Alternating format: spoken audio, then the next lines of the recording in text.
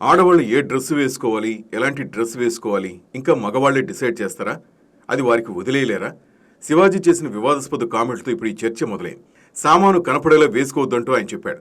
అలా చెప్పడానికి నువ్వెవడివని అనసూయ వేసేసింది ఆల్రెడీ.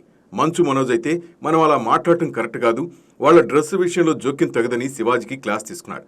దీంతో ఇప్పుడు లేడీస్ సెలబ్రిటీస్ డ్రెస్సింగ్ స్టైల్ ఎవరిష్టం అనే దాని మీద చర్చ నడుస్తోంది. శివాజీ మీద నెగిటివ్ ట్రోలింగ్ కూడా నడుస్తోంది. అన్నీ చెప్పిన ఆయన మరి సినిమాల్లో ఎలా అయినా చూపించని అంటాడా? దానికి ఒప్పుకుంటాడా? బయట మాత్రం నీతులు చెప్తాడని ట్రోల్ చేస్తున్నారు.